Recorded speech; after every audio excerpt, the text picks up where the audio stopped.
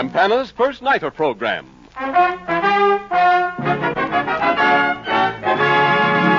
From the Little Theater off Times Square. Starring Barbara Luddy and Olin Soule, with an all-star cast sent to you by Campana, the quality name in cosmetics.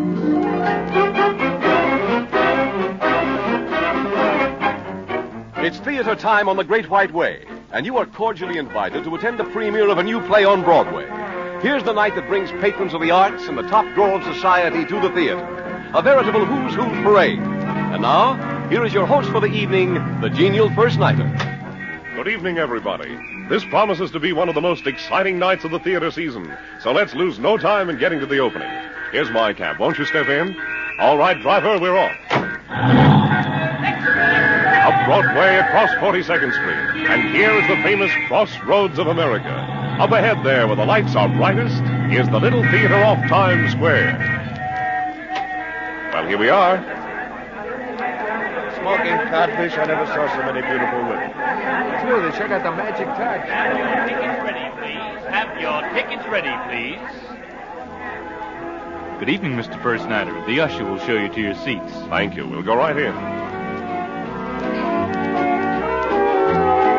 All right, ladies and gentlemen, we're all comfortably seated, and we just have time to look at the theater program. Well, here's a notice right on the front cover of the program. It says, "Attention! Listen after Act 1 tonight for news about Magic Touch. You'll hear all about it at the end of Act 1. And now let's see about tonight's play. It's another original called Help Wanted Female. The author is Floyd Miller, and the co-stars that talented pair, Barbara Luddy and Olin Soule. Miss Luddy will play the part of Pam, a young lady in need of a job. Mr. Soule is cast as Andy, a publicity expert. And I see many top names in the supporting cast: William Conrad, Polly Bear, and others of equal fame. But now, with First Curtain coming up soon, let's listen to Frank Worth and the famous First Nighter Orchestra.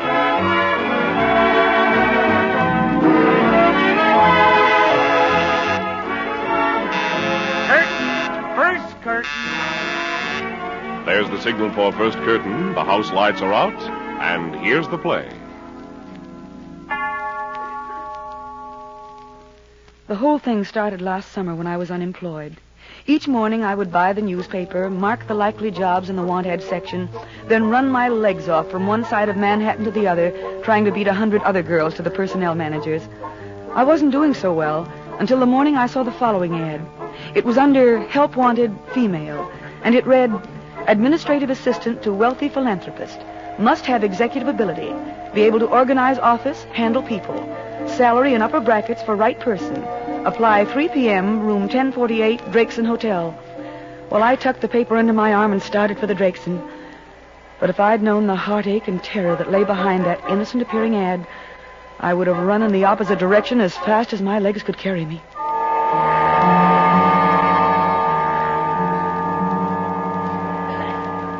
Suite 1048 was jammed with smart and capable-looking girls, and my courage almost failed me.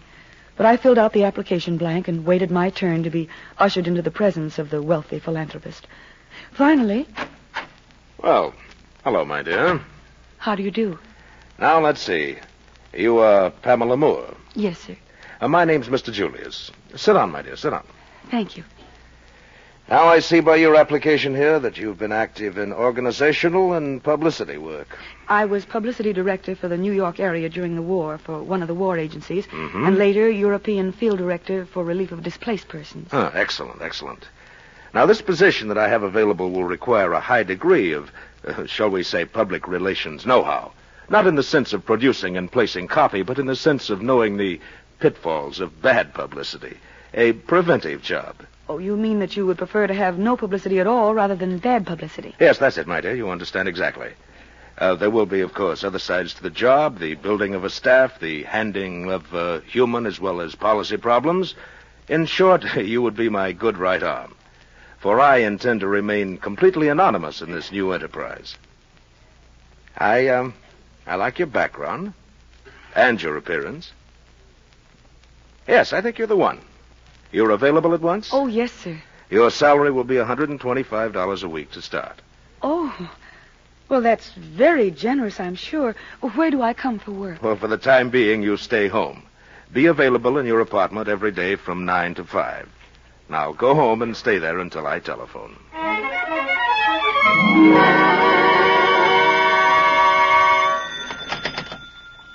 Hello? Hello, Pamela, my dear. This is Mr. Julius. Oh, I was afraid I was never going to hear from you. Well, I'm quite ready to proceed with our plans now. I want you to rent a suite of offices in a good neighborhood, preferably on 5th or Madison or Park Avenues. Furnish them in your own good taste. And then we shall discuss the hiring of a general manager for our enterprise. But, Mr. Julius, how can I rent offices when I know so little about our organization? Why, I don't even know the name.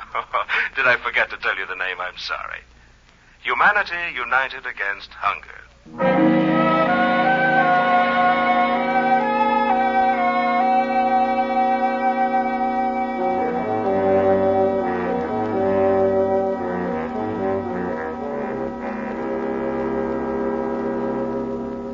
And that's the story of my experience, Miss Moore.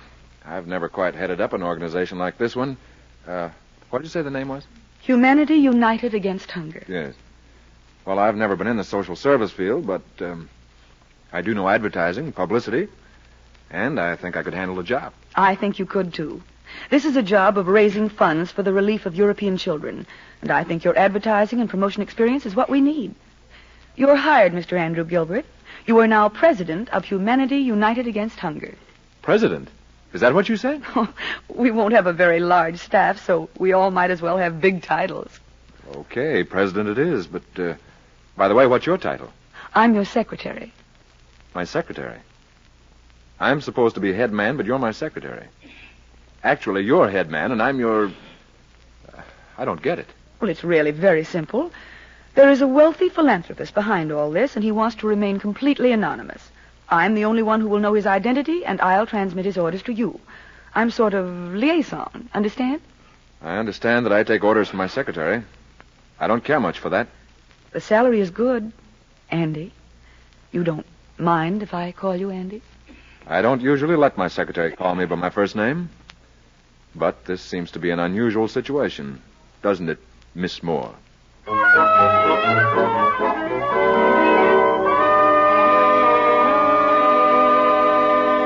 My dear, I want to congratulate you. An excellent personnel job. I think Mr. Gilbert is going to be extremely valuable, Mr. Julius. I'm sure of it. You, told him nothing of me, of course? Of course not. Excellent. You see, I want no credit or public recognition for this humanitarian work we're about to do. The fact that we shall feed hungry mouths is all the satisfaction I require. Now then, here is the cash for operating expenses until public contributions begin to arrive. And here is my personal check for $200. I want to make the first contribution to our great humanitarian fund.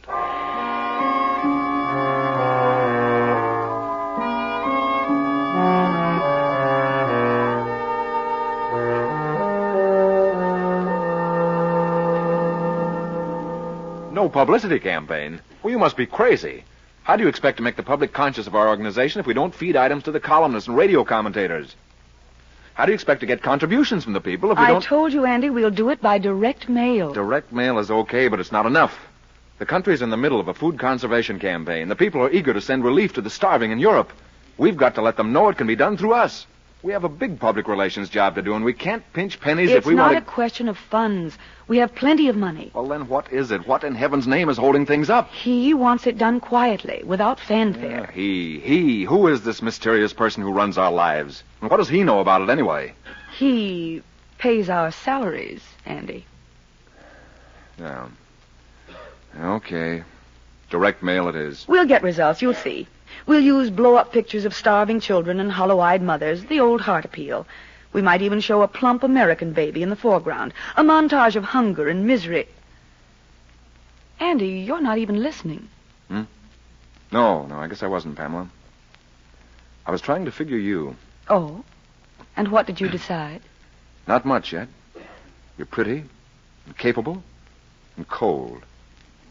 What else, I don't know. Cold? Yeah? You handle starving kids as if they were so many numbers in a market research report. And you handle me the same way. Oh, don't look so shocked. I know sentiment and business don't mix. But I always figured that sincerity was pretty important.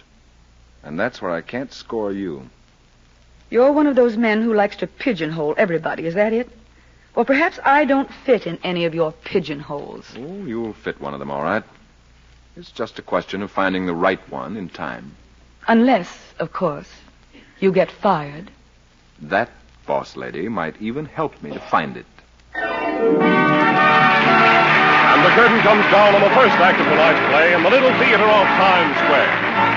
Smoking in the outer lobby or downstairs only, please. Smoking in the outer lobby. And now, or between the downstairs acts, only. here is Larry Keating with a friend of his.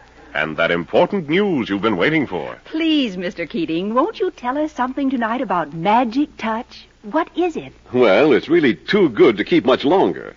Magic Touch is Campana's new and completely different cream makeup. What's so different about it? It's a complexion cream makeup applied to the skin with the fingertips, containing a special new magic ingredient.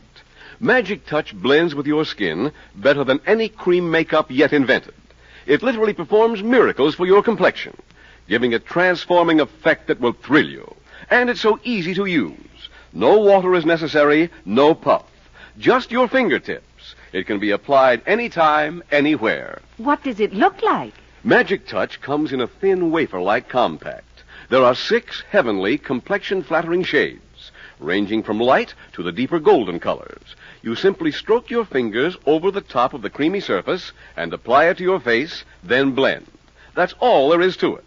Magic Touch immediately becomes part of you and lasts for hours and hours. It softens your skin and beautifies it at the same time. It's all you need to be beautiful. Do I use powder, too? Not unless you want to. Magic Touch is lovely either way. If you like a dull, matte-like finish, simply dust your face with powder after you have used it. If you prefer the new luminous effect, and I don't mean shiny, apply Magic Touch as your only complexion need. Magic Touch is your opportunity to see how really pretty you can be, and you'll never know until you try it. Magic Touch comes in 2 sizes, the lovely white and gold plastic compact for $1 and the special introductory compact for only 39 cents. Believe me, you'll never know how pretty you can be until you try Magic Touch.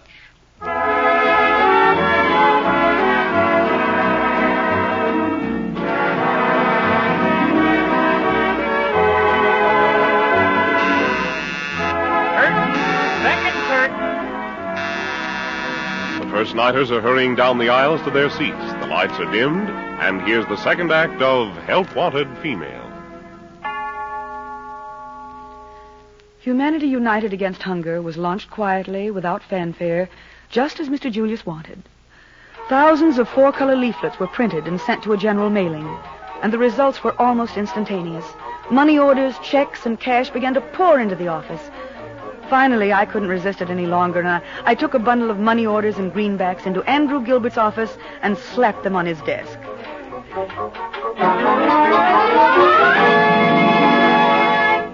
Well, Andy, take a look at the last mail delivery. Quite a pile of cabbage. One mail? One mail. $1,258.26.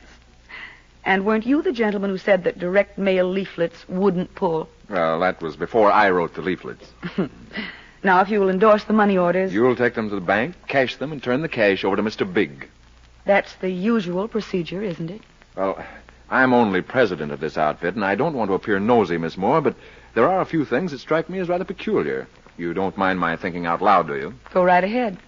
Well, our organization, under my sterling leadership, has taken in close to $30,000 for relief purposes. And yet we've made no move to arrange for distribution of food or clothing. It seems strange. I've told you before, that is all being taken care of... By the mysterious Mr. Big again. Yes, of course. We're nothing but money raisers. He takes care of food distribution through a separate organization. Andy, why are you looking at me like that? I was just wondering about the identity of this mysterious Mr. Big. I was wondering if it might not even be you.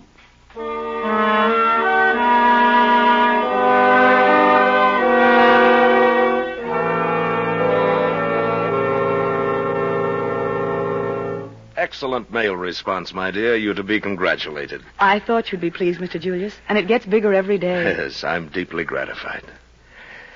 When I think of all the hungry little mouths this money will feed. My heart brims over with pride. Mr. Julius, Andrew Gilbert is asking some questions. Questions? Mm. What sort of question? He keeps wondering about the distribution of relief. Well, you told him that a separate organization would handle that. I told him, but he didn't seem satisfied. Well, you should be able to handle him, my dear. After all, you're a very attractive woman. Well, Mr. Julius, as a matter of fact, No matter, my dear. I'm sure you've done your best. So, Mr. Gilbert is wondering, huh? Well, perhaps we'll have to do something to satisfy his curiosity.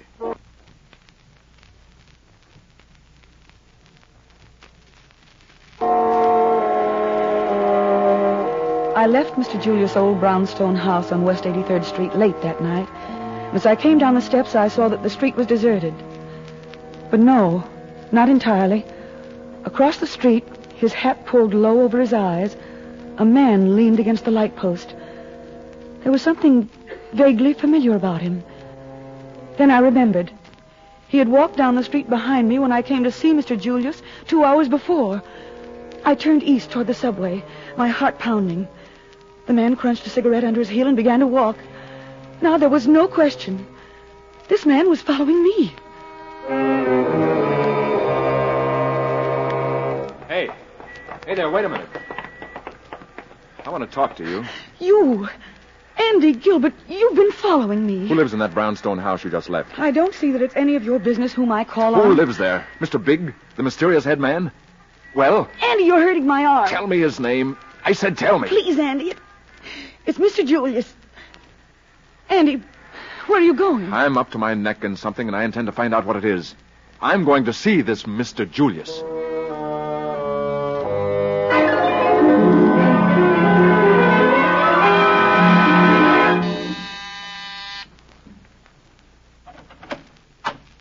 Yes? Are you Mr. Julius? That's my name, yes. You're the man I want to see. See here, you can't force your way into my apartment I'm like it. Andrew Gilbert, president of Humanity United Against Hunger. Well, now, isn't that a coincidence? You know, Mr. Gilbert, I've been wanting to have a talk with you. That goes both ways, so let's talk. Yes, let us do indeed. I hope you won't be offended at what I'm about to say, Mr. Gilbert, but I feel it is my duty to tell you that I have developed some grave doubts concerning your organization. You have doubts? That's a good one. Why hasn't an application been made for a food export license? We've taken in a lot of money. Why hasn't any relief work been done? My precise questions. Why, indeed? Come now, Mr. Gilbert. You're the president of the organization. Why haven't these steps been taken? Now, just a minute. Our signals are crossed someplace.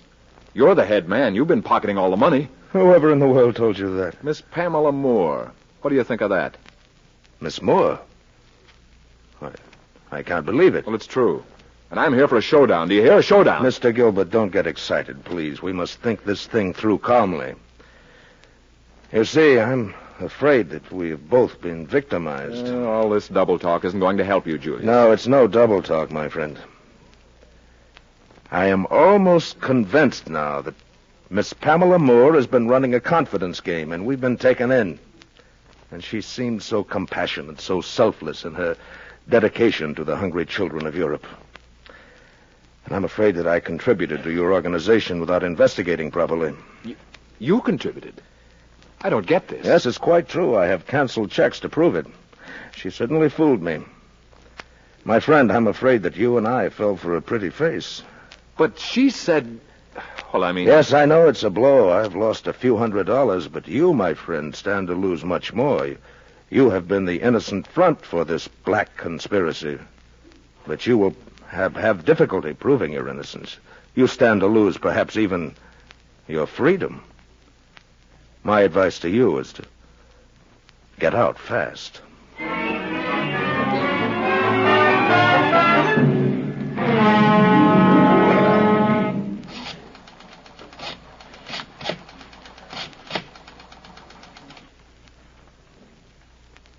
Nello? Is this the Federal Bureau of Investigation? My name is Julius, and I would like to talk to the head of the New York office of the FBI. He won't be in until tomorrow afternoon. All right, I'll call in for an appointment. No, it's just that I've been swindled in a clever confidence game, and I have reason to believe that the president of the organization is about to flee. And the curtain comes down on the second act of tonight's play in the Little Theater off Times Square. Smoking downstairs in the outer lobby only, please. Smoking downstairs. All right, ladies and gentlemen, here he comes, Mr. Larry Keating in person. Ladies, from all over America, our sponsor is receiving letters that read something like this. I can't resist writing you to say how glad I am to have Italian Bomb again. I missed it so during the war years. Ever since I first discovered Italian Bomb quite a long time ago, I've just never found anything that I like so well for my hands. It protects my skin against dryness and chapping as no other lotion or cream seems able to do. Yes, thousands and thousands of women who could not get their favorite hand lotion, Italian Bomb, during the war years are now discovering that it's back again in the stores. Same identical superior quality, including all the original ingredients. Same quantity also, at the same pre-war price. Let me urge you to get a bottle of Italian Bomb tomorrow and renew your acquaintance with the famous lotion about which so many women say it never had an equal.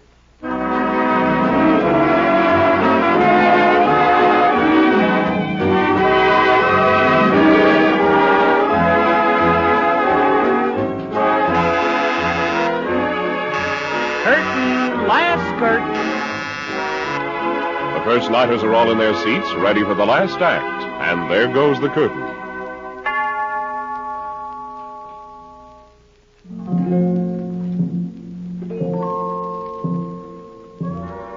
I waited outside when Andy went in to see Mr. Julius.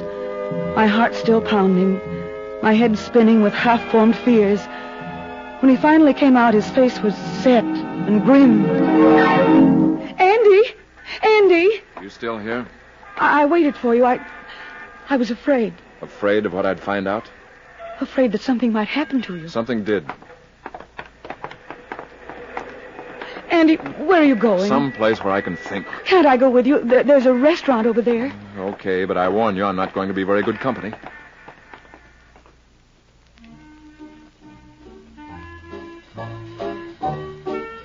Andy, you look so tired. What is it? You want it straight?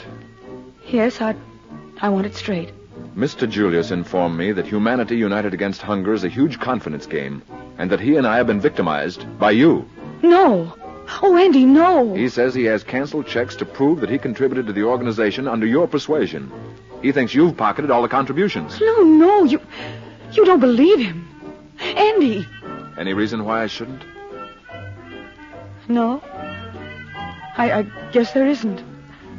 There's no way I can prove what I now know is true. He makes out a pretty good case against you. But I don't believe him. Oh, Andy. Oh, hey, now it's no time for tears. I'm sorry. It's a tough spot, boss lady.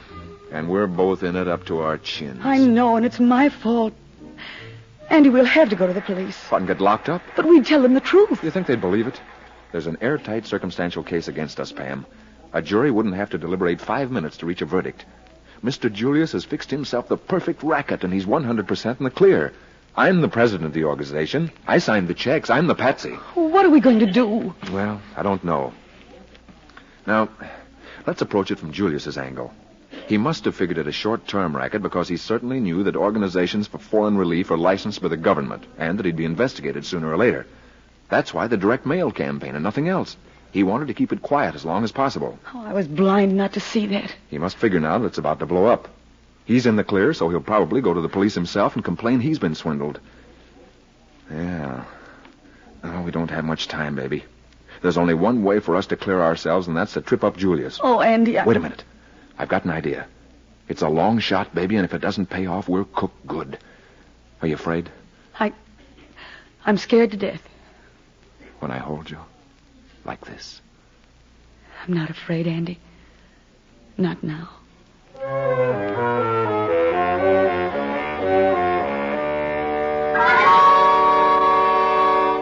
Now remember, as far as Julius is concerned, I still think you're the real swindler. You mustn't tip him off that we're onto him. Sound worried, confused. You got it? Yes. Good. Now call.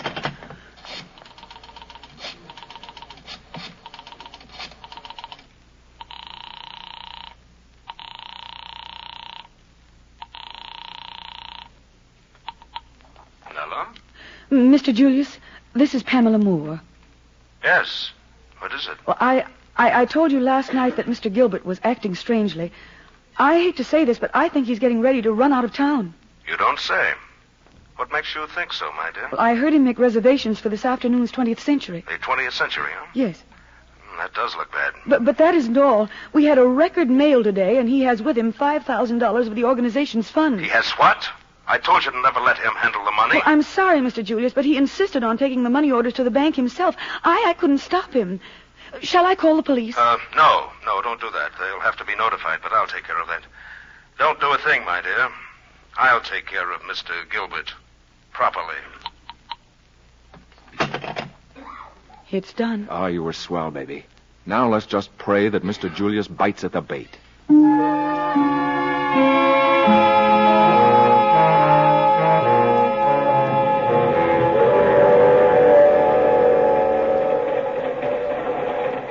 Is everything all right, sir? Yes, everything's fine, Porter. Well, I'll be having my dinner in my compartment, so please send the waiter in when it's convenient. Yes, sir, just as soon as dinner's ready. Anything else you want, just ring the buzzer. Right. Yes? Come in. Good evening, Mr. Gilbert. Well, good evening. You, are surprised to see me, no doubt. Well, not at all, Mr. Julius. I rather expected you. Oh? Only I didn't expect you to walk in with a gun in your hand. I've come for the money you were absconding with. Hand it over. You're a greedy man, Mr. Julius. You don't expect to get away with this. You're in enough trouble as it is. You're not likely to complain about this misadventure.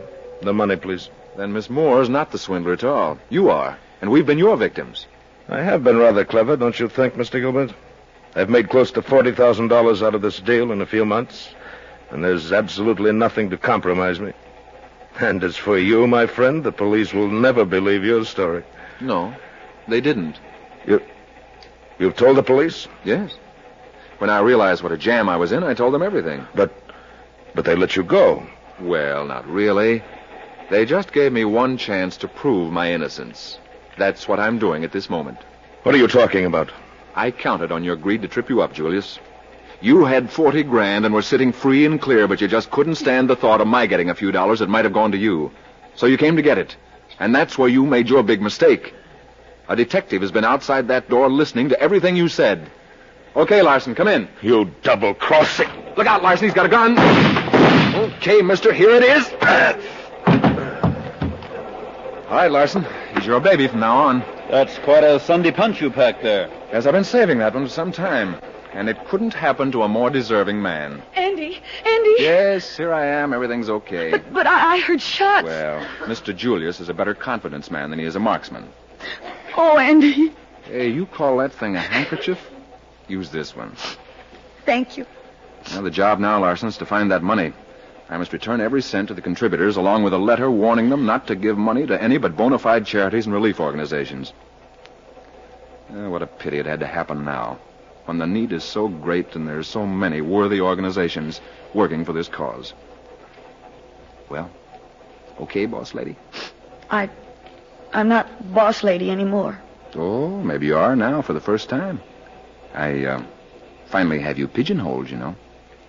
Come here, pigeon. All right, ladies and gentlemen, the curtain is down on the last act of tonight's new play in the Little Theater off Times Square. Miss Lottie and Mr. Soleil are bowing in front of the footlights. Next week, there's a real dramatic treat in store for you at the Little Theater off Times Square. It's another original play called Shantyboat Serenade, and the folks who've seen the rehearsals say it'll be one of the top hits of the season. So be sure to tune in next week at this same time for Shantyboat Serenade and meet some of the funniest and most fascinating people you've ever met in a play. And ladies, in the meantime, ask for Magic Touch, the new cream makeup at your favorite cosmetic counter. Magic Touch gives a magic touch to your beauty. And now we move out of the theater and into the street. Here's your cab, Mr. First Nighter. Thank you. Good night.